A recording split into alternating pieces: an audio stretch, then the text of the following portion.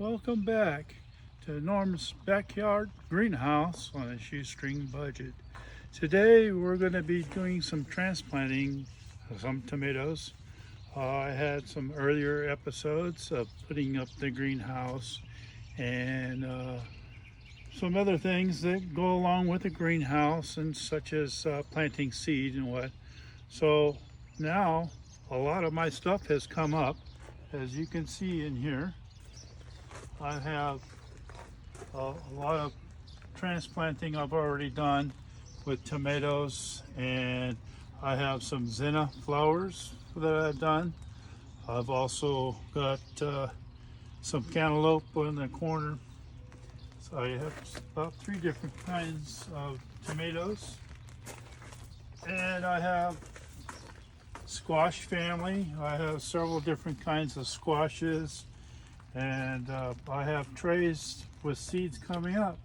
So basically what I'm doing is it's kind of a progression. I kind of plant seed in these trays at different times so that I have different weeks where I'm doing different transplanting as things come up. And so I have different stages, as you would say. And this isn't all for my personal growth. This is trying to do a startup, and hopefully things will work out. A little bit of word of mouth, people that I know, go to events and things like that, places where people would meet and that I can sell my veggies. Most of the stuff that I'm growing now, since it is in May, is vegetables. I am planting a little late. Put up the greenhouse a little late because of the weather. And today, well, it's overcast and it's starting to rain out here in Pennsylvania. Anyhow, I have different things going on here, but what we're going to do today, and everybody has a different way of doing things.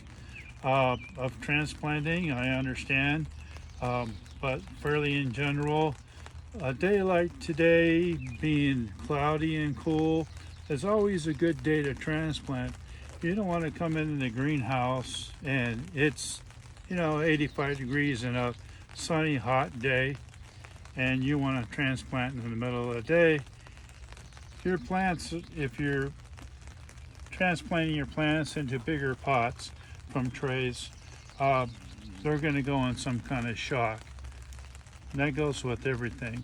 So just be aware of that can happen. But you want to try to eliminate all those variables as much as possible. If you can pick a cool day to do the transplanting, that would be great, because the plants would be less stressed. So that's what I try to do. Sometimes it's kind of hard to do, but early spring, there are some days that are cloudy and you try to pick out the best day you think that you can transplant. But then that's my belief. That's what I've done. I've done gardening since I was a kid. My dad taught me a lot of things out on the farm. I lived in the mountains, and we learned along the way. I learned along the way, and things work out okay for me. So what we're going to do, first step, so I don't talk too much and try to get a little more action, is that I'm going to put water in this bucket. I've already got soil. This is seed starter soil. Basically, it has vermiculite in it, good for drainage, good for planting seed. It's also good for potting for vegetables. And what I'm going to do is I'm going to put some water in there and kind of mix it. That kind of is a little helpful when you're putting the tomatoes in, because with the water it kind of acts like, I don't know what you call it, like a paste thing. And you'll see why when I do that. If you just do it dry, you can do it dry, but a lot of people prefer just mix it up with water so that, you know, it's already wet, and it's a lot easier to put the tomatoes in the trays, and they actually hold up a lot better with a little bit of weight of water in the soil.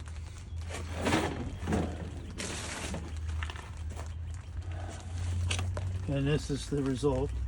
It's a little wet, not soaking wet, but a little wet. And in here I had already used these. These are deep 4.5-inch containers, and these are ideal for tomatoes if you want to grow them up till like 12-18 inches before they totally root. And when I say root, they have roots all around inside the pot. When that happens, then you need to put them in a bigger pot. So these will last a while. So what I'm going to do here, I'm going to put some of this in here so it's easy for me to grab and pack, so to say. And it's already starting to rain. You can hear the rain on the top of the greenhouse. Interesting. So what I'm going to do is I'm going to use my hands. I have a cherry tomato, a sugar sweet cherry tomato. And I got one lone one here already. So I'm going to put it in the pot. And when you transplant them, you want to fill them up, the pot, but you also want to bury part of the stem. And when I say part of the stem, I want to show you that this is the stem here, and this is the first leaf here.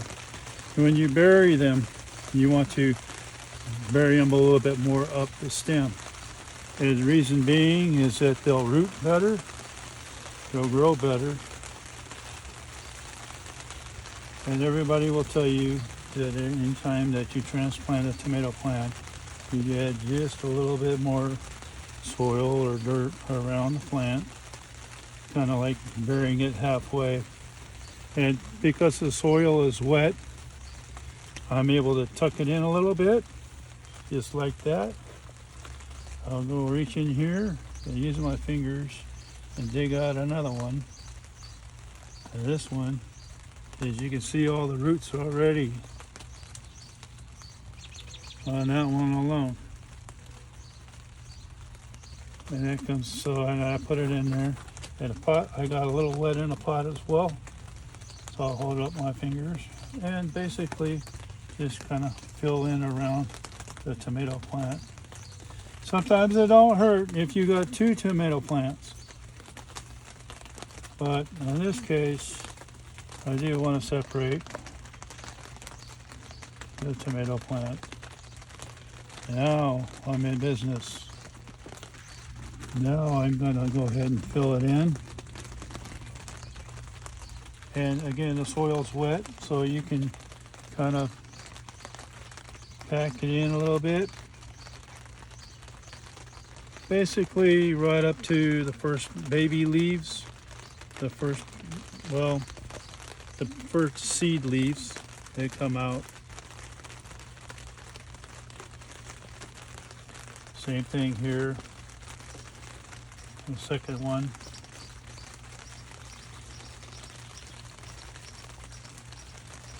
Again, everybody has their own way, but I've been doing this for many years, and it works for Norm's greenhouse backyard budget. Norm's backyard greenhouse on a shoestring budget, whichever you call it. Just Norm's greenhouse, whatever. So again, I have 3 tomatoes here, and these are cherry tomatoes. I have beefsteak and another variety of tomato. They're all the same. You want to pack them in. You can use 6-packs, little 6-pack cells. You can use that too for the smaller tomatoes. You know, but as they get bigger and they grow fairly fast, you want to do it like that. Another thing too is that when the tomato plant grows, if you want a lot of fruit,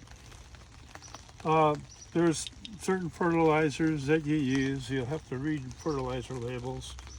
But, you know, I use a fairly common fertilizer, household fertilizer. And step back here and I'll show you.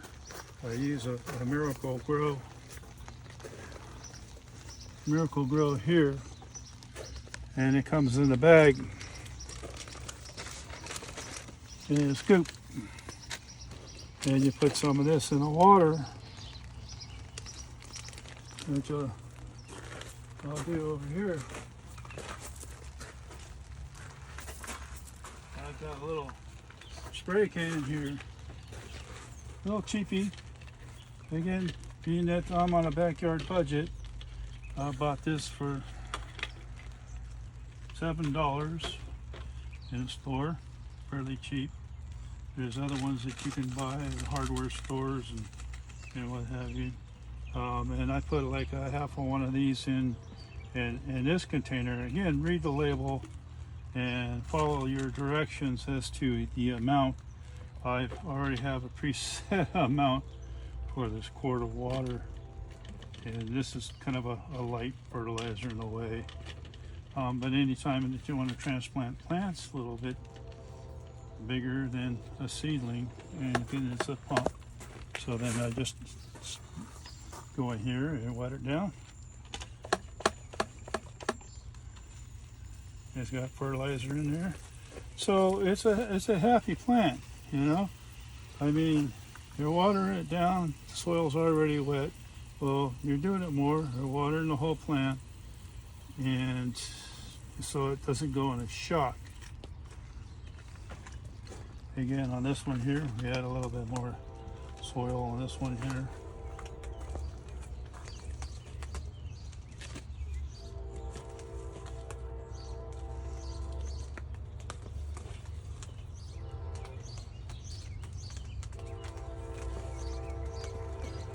Here comes the train. Yes, this is fairly simple. And then I'll just wet it down. And it only takes, what, 30 seconds to do that. You want to fairly do it as quickly as possible. Anytime you got the root exposed on a plant, you want to get it in there so it does produce shock. Now, as far as tomatoes growing, like I said before, if you want a lot of tomatoes, you want to pinch the tops. Eventually, after a few more sets come out, so that they can spread out more. The more that you got spread out, the more tomatoes. And here, I live near a train, so we got the train coming by. So basically, you can raise your tomatoes without pinching or pinching, depending on how much fruit you want, and depending on the variety of plant. Cherry tomatoes, there are a lot of cherry tomatoes. You can use your discretion on what you want. Again, so this is how you transplant tomatoes into bigger containers. And again, once they get root down a lot, then you go to another bigger container. But this is a sellable item when the tomatoes grow 6 to 8 inches tall, and you can take it out on the market and sell it. Once again, this is Orange greenhouse, Orange backyard greenhouse on a shoestring budget. I'll try to remember all that. And I hope that you enjoyed the video and this can be helpful for you.